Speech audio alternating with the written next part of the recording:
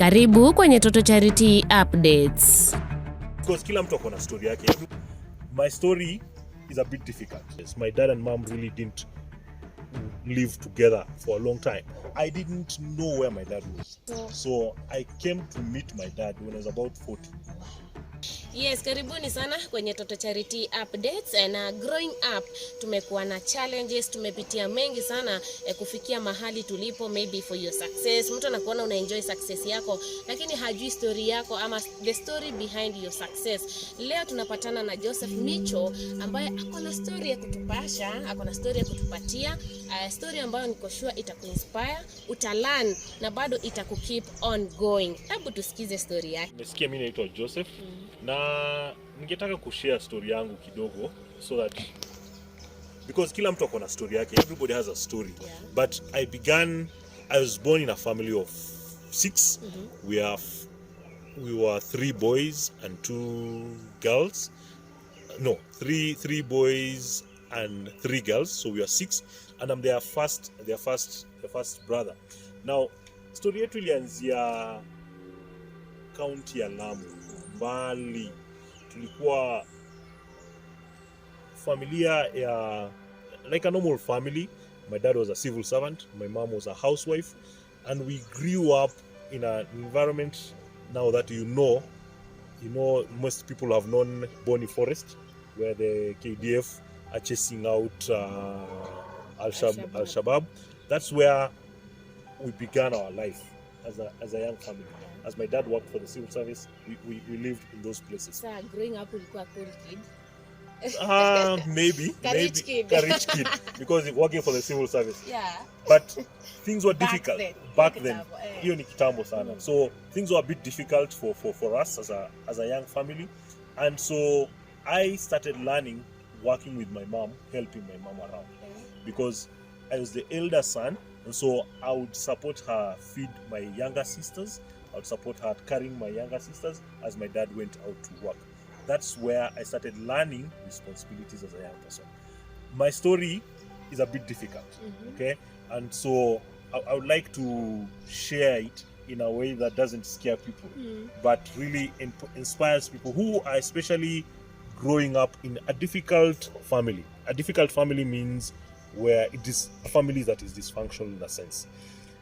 So as we grew up, our family had challenges. My dad and mom really didn't live together for a long time. And so at some point they separated. That meant I started picking up roles to take care of my siblings younger, to support my mom. Now, let me cut you kidogo. Yeah. And ulize, are you the firstborn ama the elder son? But kuna firstborn? I am the firstborn. Oh. Okay, I am the firstborn. Uh-huh. And so I started working with my mom, doing small jobs to help us survive. Yeah. Okay? Because I told you our family was dysfunctional. Okay? So that meant like mom going to work and me remaining with my siblings, taking care of them, just doing those kind of things. Yeah. I started taking care of my siblings as a young person. And I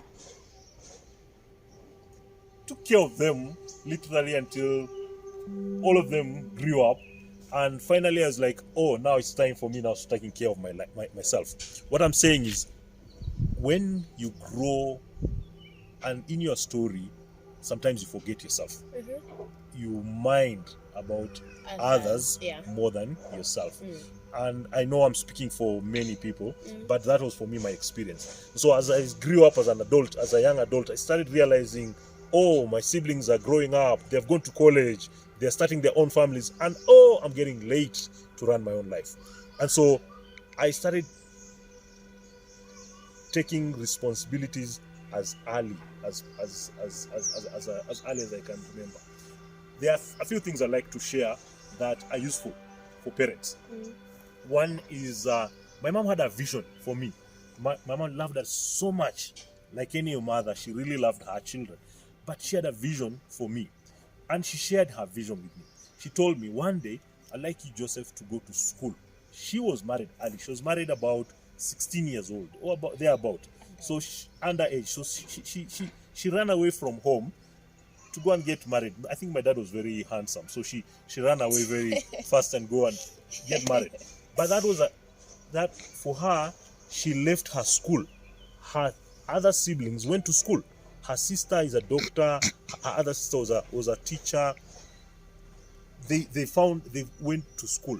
But for her, she was so excited and she ran away and got married.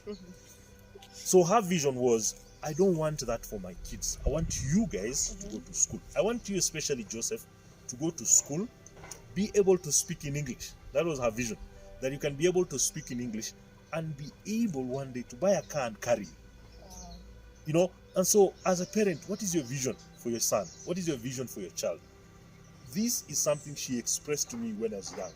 And I kept it in my mind that my mom would like me to speak English, And it was clear for her that one day I want you to be able to speak to people. Today I'm speaking to you, I'm speaking to the whole world here, and I'm speaking in English. I have fulfilled my mom's desire for me. And I'm encouraging parents, let's conceptualize the vision we have for our kids. Let's help them, okay? Let's help them in the sense that let's work hard to provide an education, because that's what my mom did. She ensured that all of us went to college. She worked hard.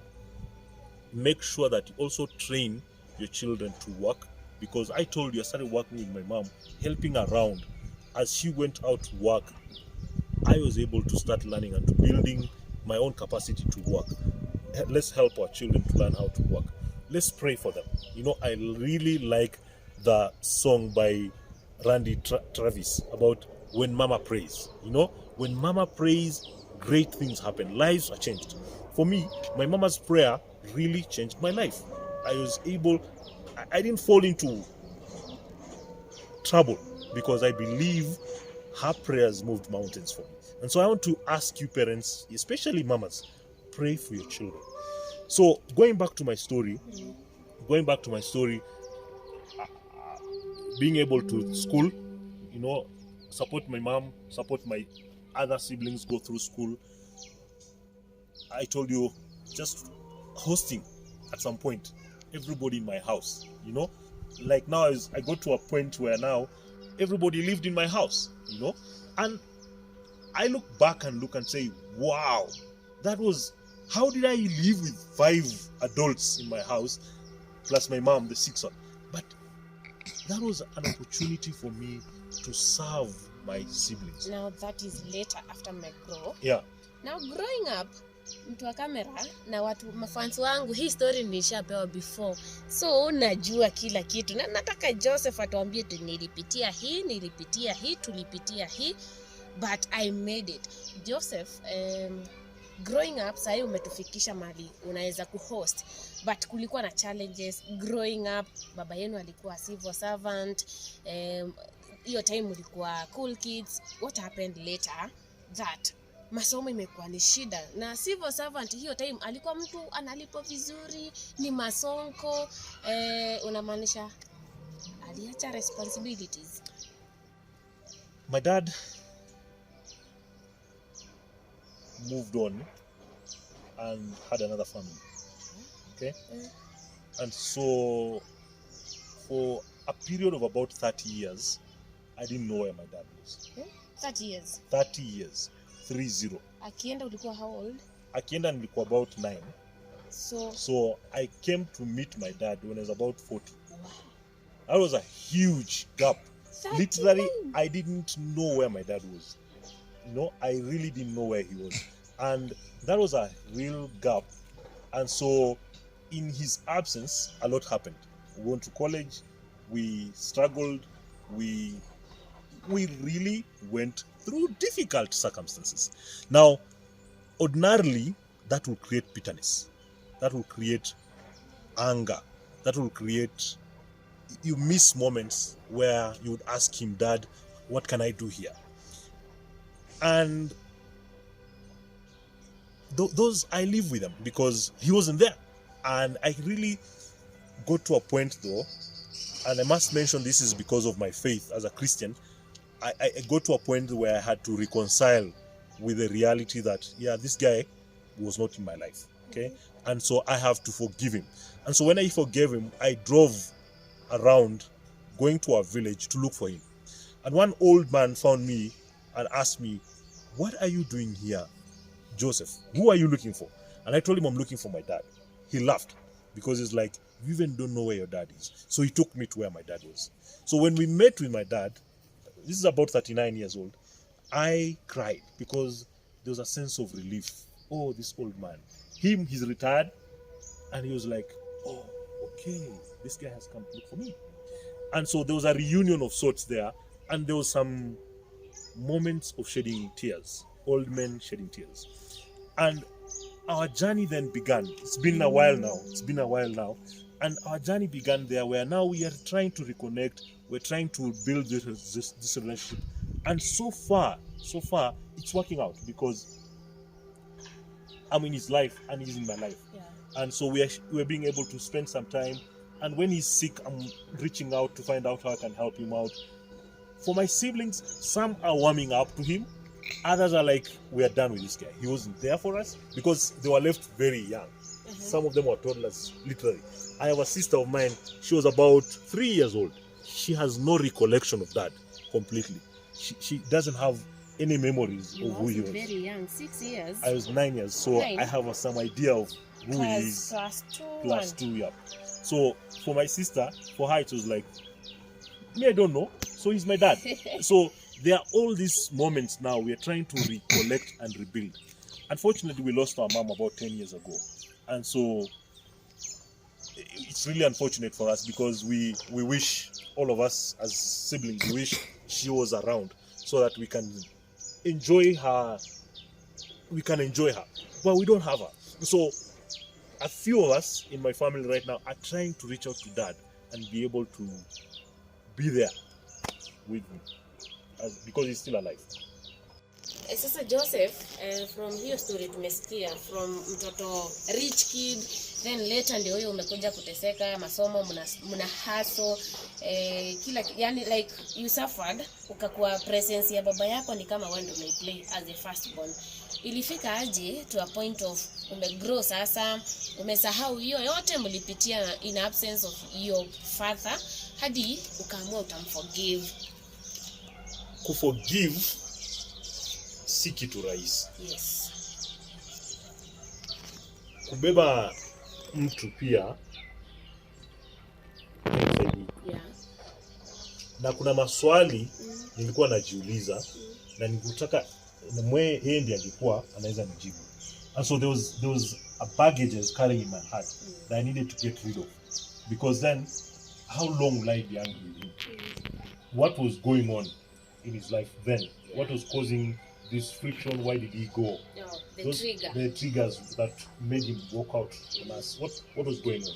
These were questions that I couldn't answer. I needed to ask him to find out really what happened. Yeah, so he explained the whole story. He hasn't. Oh. But the forgiving part comes from the realization that carrying him in my heart is destructive to me. It is not destructive to him. And so I realized I need to go and release myself. Just tell him, "Hey, my dad, this happened. I missed you, but then I'm not carrying you anymore. I am letting this go." And so for me, that was a personal moment. It was for me. Yes, he was like, yeah. I mean, I'm telling you, we spent time shedding tears or crying. So that was even for him a release. It was like, for real, this has come to this point. So it was a good moment for us. And from that time, it's almost 10 years later, we have been able now to connect and be able to do things together. Okay. Yeah. So the relationship side tunaweza sema it's okay. It's restored, yeah. Going okay. It's restored, yes. Yeah. It is restored. So what I want to say is, for those who have daddy issues like me, yeah. If your dad is alive or if your mom is alive and you do not have an opportunity to forgive one another, I don't say this lightly, take a step of faith. I'll use such a term.